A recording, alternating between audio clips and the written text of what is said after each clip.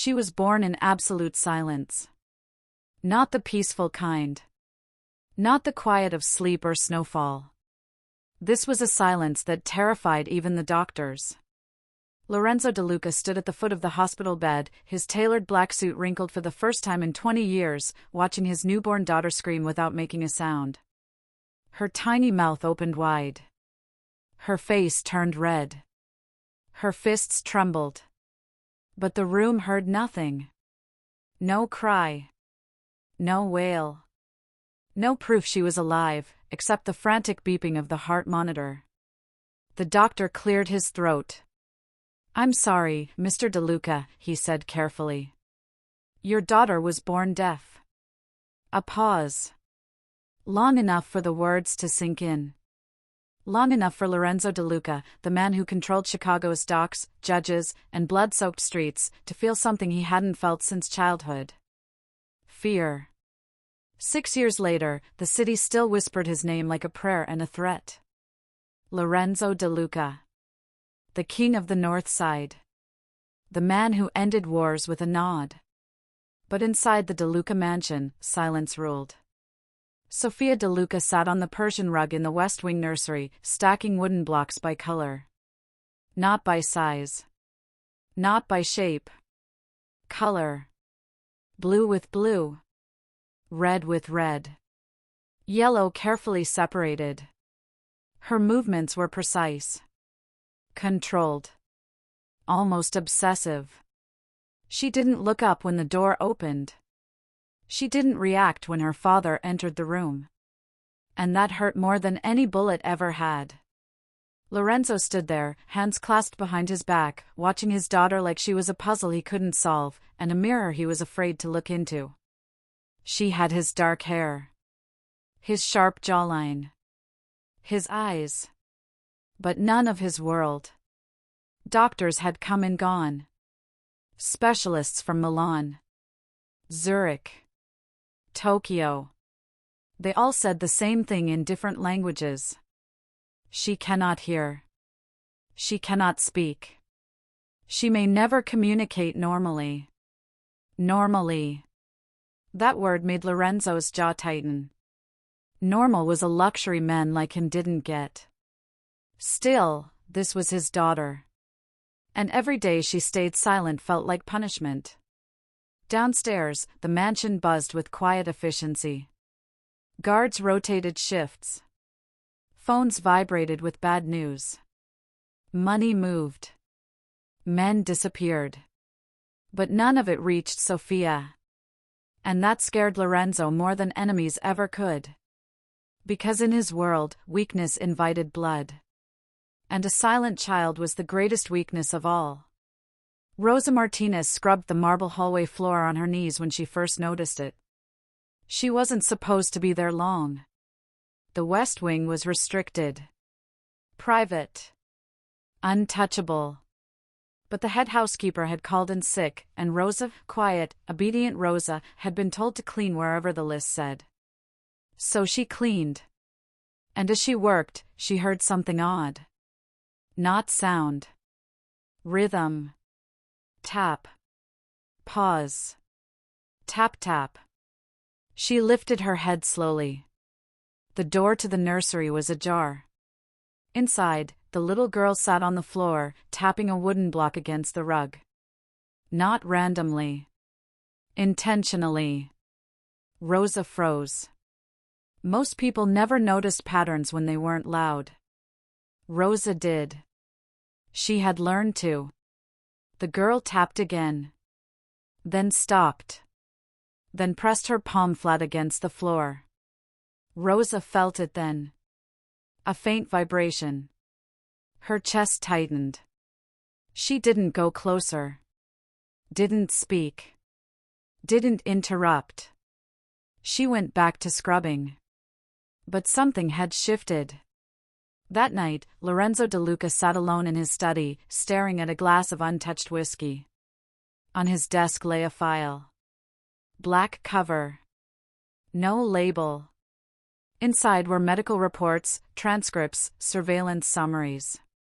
And one sentence he couldn't stop reading.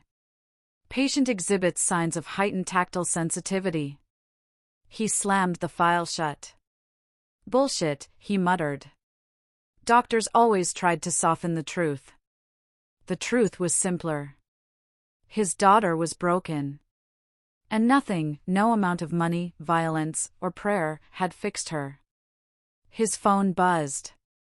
Luca. Boss, his underboss said. The Albanians are testing the docks again. Handle it, Lorenzo said flatly. He hung up. Then, quietly, so quietly he didn't realize he was doing it, he whispered. I failed you. The room didn't answer. The next morning, everything went wrong. It started small. A slammed door. A raised voice. A meeting gone hostile. Sophia was building her towers when the shouting began downstairs. Glass shattered. Someone screamed. The vibration rippled through the floor like an earthquake. Sophia froze. Her hands flew to her head. Her breathing turned sharp and erratic. The blocks scattered. She rocked back and forth, eyes wide, chest heaving. No sound escaped her. But panic screamed from every movement. Rosa was nearby. She felt the floor tremble. She heard the crash, not with her ears, but her bones. And then she heard something else. A sound she'd learned long ago to recognize. A silent scream. Rosa dropped the laundry basket. She ran. Lorenzo reached the staircase just in time to see his daughter collapse onto the floor, her body shaking violently. Guards froze. No one knew what to do. She's fine, one man muttered nervously. She always does this. Get the doctor, another said. Lorenzo knelt beside her. Sophia, he said sharply. Stop. She didn't. His voice meant nothing to her. And that helplessness, snapped something inside him. Enough, he roared, slamming his fist against the wall. The vibration thundered through the floor. Sophia screamed harder. Rosa pushed through the guards. Stop, she shouted. Every head turned. The maid. The nobody. Standing between a king and his empire. Lorenzo's eyes locked onto her. Cold. Deadly. What did you say? He asked quietly. Rosa swallowed. Her heart pounded so hard she felt dizzy. But she stepped forward anyway. She's not misbehaving, Rosa said, her voice trembling but firm. She's overwhelmed. Silence. The dangerous kind. Lorenzo stood slowly. Explain, he said. Rosa reached into her pocket. Every guard stiffened. Hands moved toward guns. Rosa pulled out a small object. Old. Worn. Ordinary. Lorenzo frowned.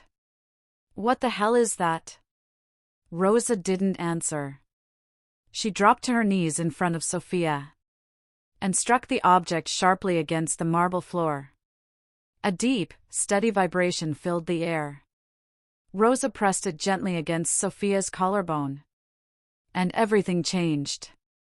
Sophia gasped. Her shaking stopped. Her breathing slowed. Her eyes, wide and frightened moments ago, focused. She reached out. Touched the object. And smiled. A real smile. The room stood frozen. Lorenzo De Luca felt his knees weaken. What did you just do? He whispered. Rosa looked up at him, tears streaming down her face. I spoke her language, she said. And somewhere deep inside Lorenzo, a terrifying thought began to form.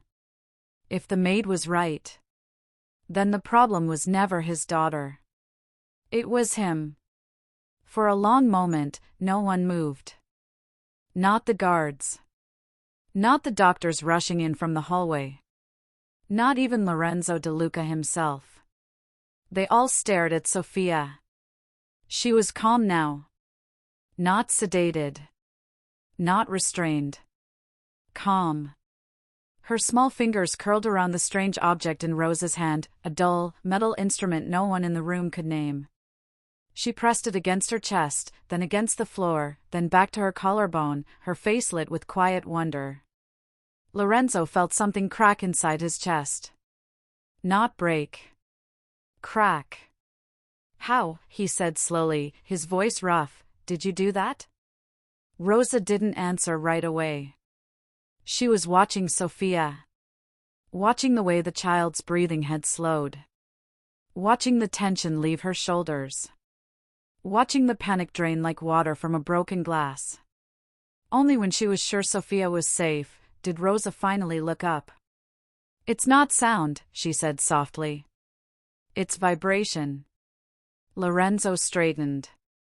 Explain. The word wasn't loud. It didn't need to be. Rosa swallowed. 6 armed men stood within arm's reach. Every one of them loyal to a man who had killed for less than this interruption. Still, she spoke. She doesn't live in silence, Rosa said. She lives in a world that's too loud for her body. She feels everything. The footsteps. The doors. The shouting. She just doesn't know what it means. Lorenzo's jaw tightened. So you're telling me, he said, that every doctor I paid, every specialist I flew in, was wrong. Rosa hesitated. This was the wrong answer moment. She chose truth anyway. They weren't wrong, she said carefully. They just weren't listening the right way. A pause. The guards shifted. Lorenzo stepped closer. What is that thing? Rosa lifted it. A weighted tuning fork, she said. Medical grade. Bone conduction. She looked down at Sophia. My younger brother was deaf, she added quietly. He panicked like this too, until I learned how to reach him. That was the moment Lorenzo realized something important. This wasn't luck. This wasn't a trick. This was experience. That night, the mansion didn't sleep. Lorenzo ordered the west wing cleared. No guards pacing outside Sophia's room. No raised voices. No radios. For the first time since she was born, Sophia slept without rocking herself awake. Lorenzo stood in the hallway long after the door closed. He could still see it. That smile. 6 years. 6 years of silence. And it took a maid with a metal fork to reach her. Guilt coiled in his stomach like a living thing. Rosa sat alone in the staff quarters, hands trembling in her lap. She hadn't planned this. She had survived by staying invisible. By keeping her head down. By scrubbing floors and swallowing words. And now, the most dangerous man in Chicago knew her name. A knock came at the door. Slow. Deliberate. Rosa stood. Her legs felt weak. She opened it. Lorenzo De Luca filled the doorway. No guards. No gun in his hand. That was somehow worse. You will come with me, he said. Not a request. Her mouth went dry. Yes, sir. They met in the study. The same room where men had begged for their lives. The same desk where death sentences were signed. Lorenzo gestured for her to sit. Rosa didn't. Tell me everything, he said. So she did. She told him about her brother Matteo. About the accident at the factory. About the doctors who said nothing could be done. About learning, slowly, painfully, how vibration could replace sound. She told him how children like Sophia didn't shut down because they were broken.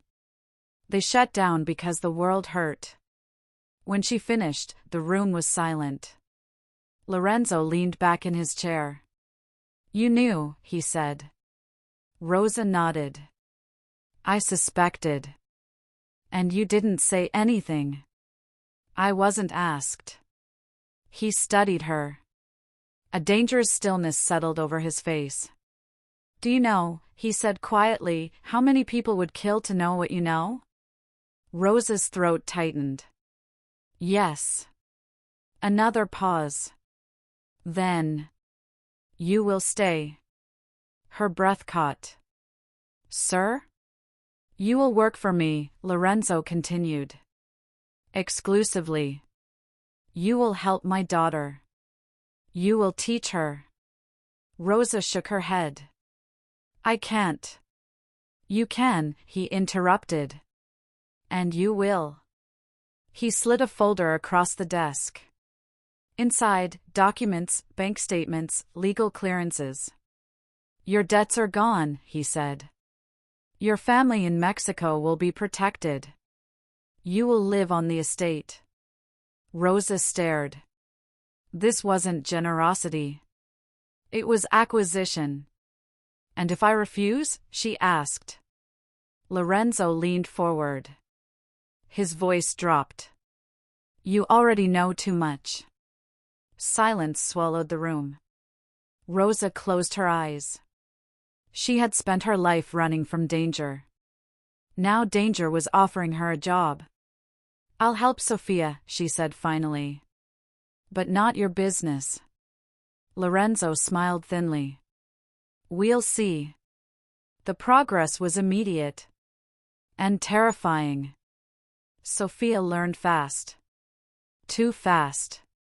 Within days, she was calmer. More present. More curious. Rosa introduced textured surfaces. Weighted blankets. Low-frequency rhythms. Sofia responded to everything. And that's when the problems started. Because Sofia wasn't just sensitive. She was aware. She began to flinch before doors slammed. She covered her ears before arguments began. She hid when certain men entered rooms. One afternoon, she grabbed Rosa's arm and shook. Then pointed. At the ceiling. Rosa followed her gaze. And felt a chill crawl up her spine. Sofia wasn't reacting to noise. She was reacting to patterns. Rosa went to Lorenzo that night. She feels danger before it happens, Rosa said. Lorenzo scoffed. She's a child. She's a child who lives in vibration, Rosa replied. She senses intent. That was the first time Lorenzo hesitated. 2 weeks later, someone tried to kill him. The bomb failed. Barely. But Sofia screamed, soundless, violent, seconds before the explosion rocked the outer gates. Lorenzo stood in the smoke, staring at his daughter. Realization hit him like a punch. She knew, he whispered. Rosa nodded. She always does. And somewhere in the shadows of the estate, someone was watching. Learning. Waiting. Because in a world built on noise and violence, a silent child who could sense danger was the most dangerous thing of all. The estate no longer felt like a home. It felt like a pressure chamber. Every hallway was watched. Every whisper weighed. Every vibration carried meaning now. Lorenzo De Luca sat in the security room at 3 a.m, staring at a wall of silent monitors. The bomb attempt replayed in his head, not the explosion itself, but the moment before it. The moment Sofia screamed. Not after. Not during. Before. She had been coloring. She had dropped the crayon. Her eyes had gone wide. Then the panic. Seconds later, the gates exploded outward in a bloom of fire and dust. The timing was impossible. Unless. She felt it, Lorenzo muttered. Across the room, Luca shifted uncomfortably. Boss, he said, lowering his voice, kids get scared. Coincidences happen. Lorenzo turned slowly. His gaze was sharp enough to cut bone. Do you believe in coincidences, Luca? Luca swallowed. No. Neither do I. Rosa hadn't slept. She sat on the floor of Sophia's room, back against the wall, watching the child sleep with one hand resting lightly on the mattress. Sophia's breathing was steady, but her fingers twitched occasionally, as if feeling things no one else could. Rosa's chest ached. She had known this would happen. The moment Sophia was understood, she would be seen. And in Lorenzo De Luca's world, being seen was dangerous. A soft vibration rippled through the floor. Rosa felt it immediately. Footsteps. Measured. Controlled. Not guards. Lorenzo appeared in the doorway. You need to tell me the truth, he said quietly. Rosa closed her eyes. I have been. No, Lorenzo said. The whole truth. She looked at Sophia. Then back at him. She's not just sensitive, Rosa said. She's learned to associate patterns with outcomes. Violence leaves a signature. Intention does too. You're saying she can predict attacks. I'm saying she feels them forming. Silence stretched. Lorenzo exhaled slowly. My enemies can't know this, he said. Rosa's heart sank. Lorenzo. They'll come for her, he continued. They'll cut her open trying to turn her into a weapon. Rosa stood.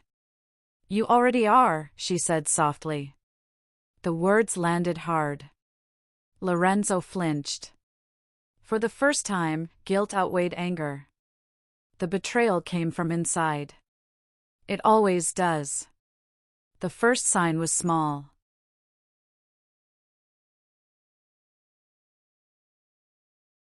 If you're still here, it means the story has you. Like the video and subscribe, it helps other people find this story. And in the comments, tell me, were you scared, angry, or rooting for someone? A missing report. A delayed patrol.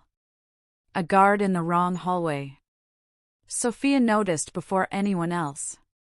She refused to enter the East Wing. She cried when a certain man passed. Rosa followed her gaze. Marco. One of the senior security heads.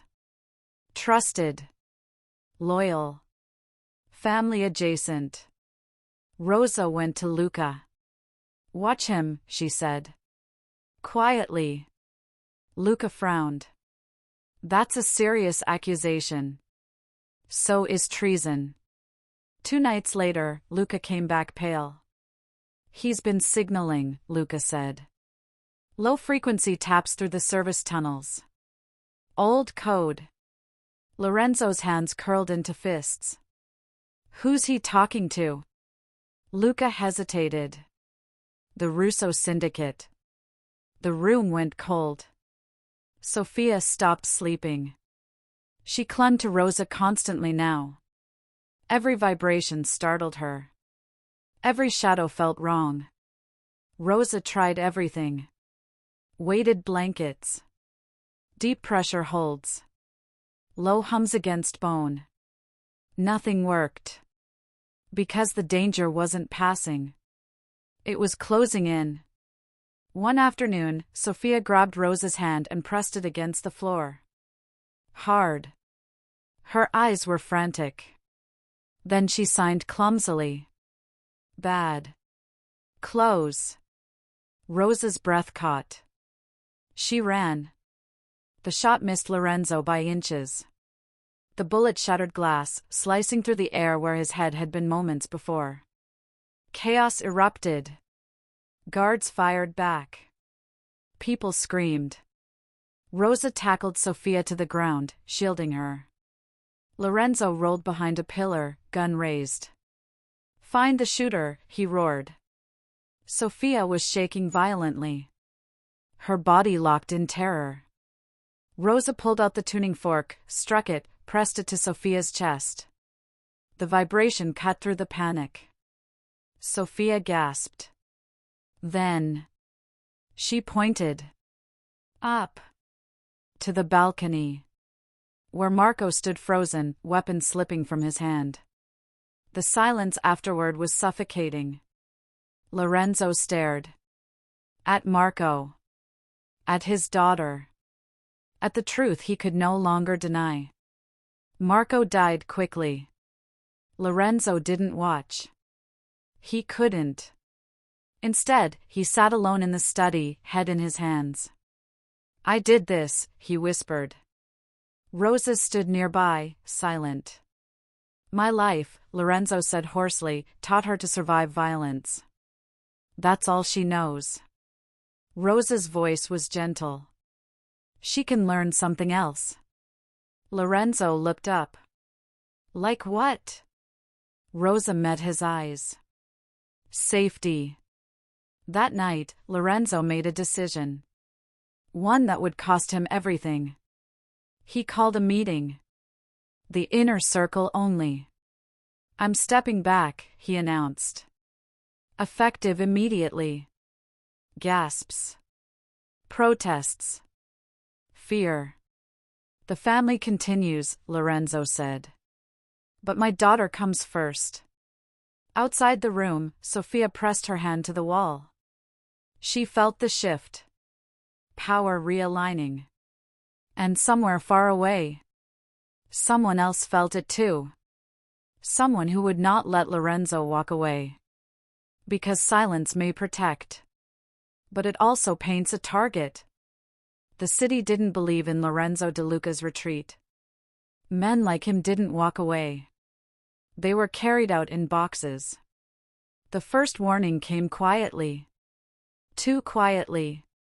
A shipment Lorenzo had rerouted vanished without resistance. A meeting went unguarded because the guards never showed.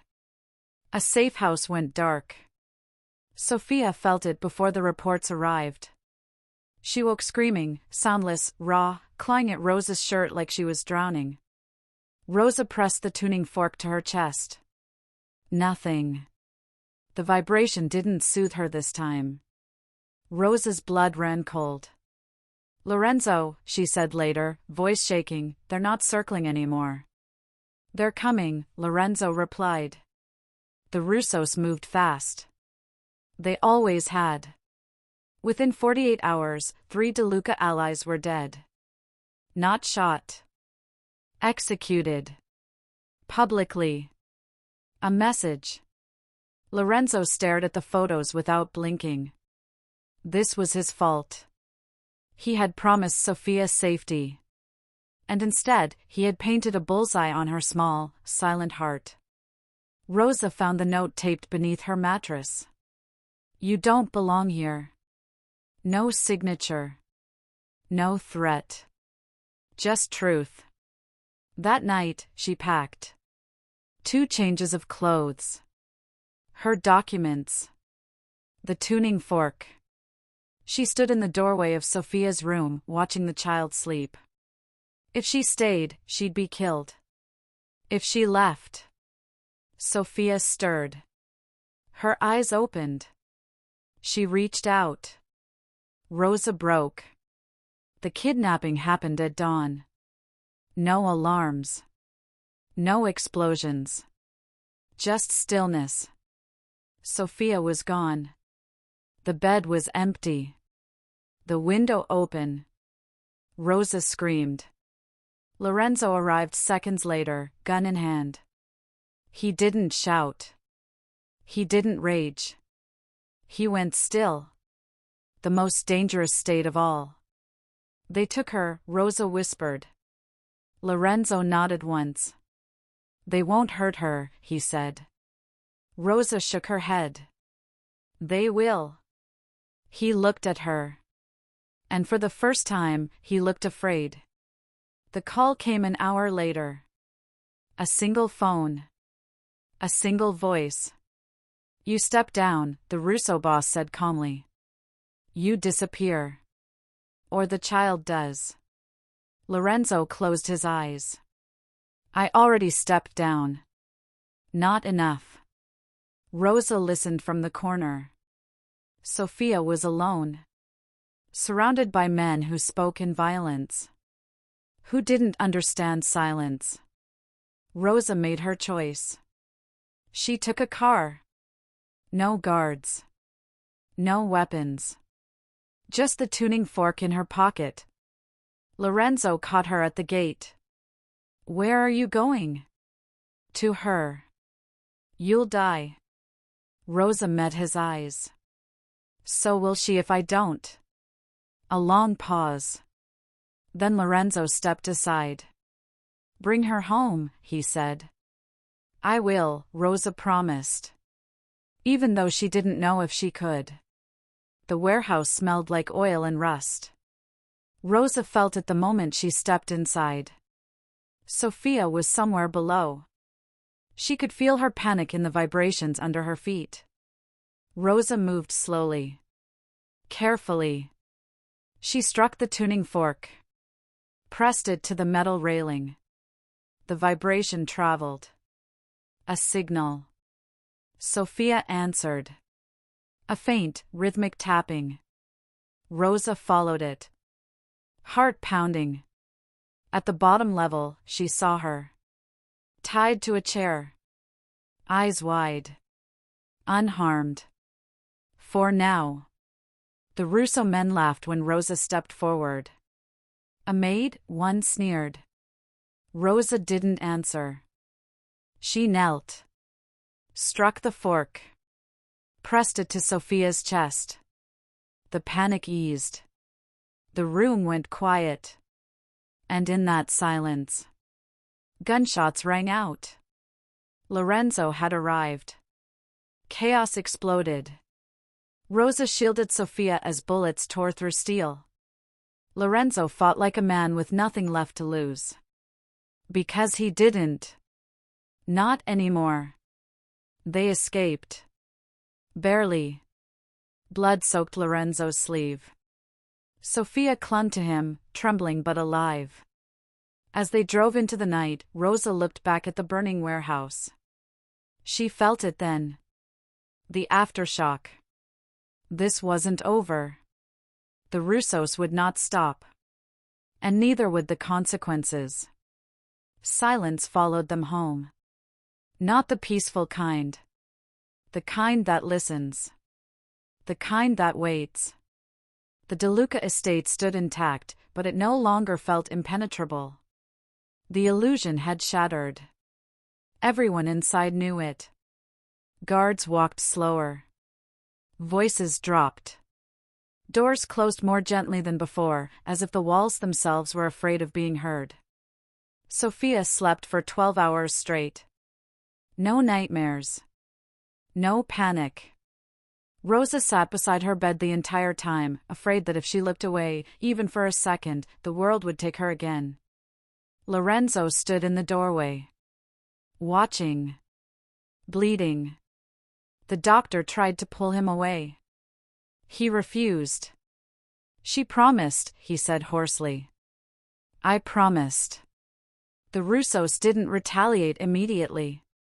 That was worse. Lorenzo knew their kind. They didn't rush revenge. They shaped it. The message arrived 3 days later. Not a threat. An invitation. Neutral ground. Final terms. Lorenzo read it twice. Then burned it. "They want a war," Luca said. Lorenzo shook his head slowly. "No," he replied. "They want closure." He looked toward Sophia's room. "So do I." Rosa confronted him that night. "You're going to meet them." "Yes." "You'll die." "Eventually," Lorenzo said. "But not before this ends." Rosa's voice trembled. "You promised her safety." "I promised her a future," he corrected. "Those are not the same thing." She understood then. The promise planted at the beginning. The one Lorenzo had never said out loud. "I will make the world quiet enough for her to live." And that world could not exist while he did. Lorenzo spent the night with Sofia. No guards. No interruptions. He sat on the floor and let her crawl into his lap. She pressed her forehead against his chest. Felt his heart. Fast. Uneven. She signed clumsily, slowly. Danger? Lorenzo swallowed. Yes, he said. She touched his face. Then Rosa's. Then her own chest. Together. Rosa turned away, tears burning. The meeting took place at dawn. An abandoned cathedral. Stone and echoes. Lorenzo arrived alone. No gun. No armor. The Russo boss waited at the altar. Old. Calm. Satisfied. You should have stayed king, the man said. Lorenzo stepped forward. I'm done being a monster. The Russo boss smiled. Monsters don't retire. The gunshot echoed.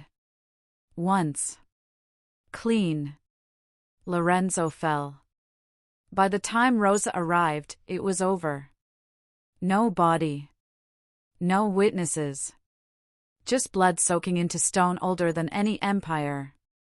Lorenzo De Luca disappeared that day. Officially. Permanently. Months passed. The city reshaped itself. Violence didn't vanish, but it quieted. The Russos pulled back. No more messages. No more threats. The war ended without a winner. Because the prize was gone. Sofia changed. Slowly. Gently. She laughed. She learned. She spoke, not with sound, but with confidence. Rosa took her away from Chicago. Far from concrete and guns. They settled near the ocean. Where vibrations were predictable. Where silence was kind. One evening, Sofia sat beside Rosa on the sand. She held the tuning fork. Struck it. Pressed it to her own chest. Then handed it back. No need, she signed. Rosa froze. What do you mean? Sofia touched her heart. Then the ground. Then the horizon. I hear now. Not with ears. But with understanding. Years later, Rosa told her the truth. About Lorenzo. About sacrifice. About love shaped like absence. Sofia didn't cry. She already knew. Some truths don't need sound to be heard. The world never learned what really happened. They told stories instead. That the Mafia boss vanished. That his daughter was broken. That miracles don't exist. They were wrong. Because sometimes the miracle isn't healing. It's choosing silence over power. Love over legacy. And building a future quiet enough for a child once trapped in fear to finally feel safe. If this story stayed with you after the final word, like the video and subscribe. It helps other people find this story. And before you go, tell me in the comments, what are you feeling right now?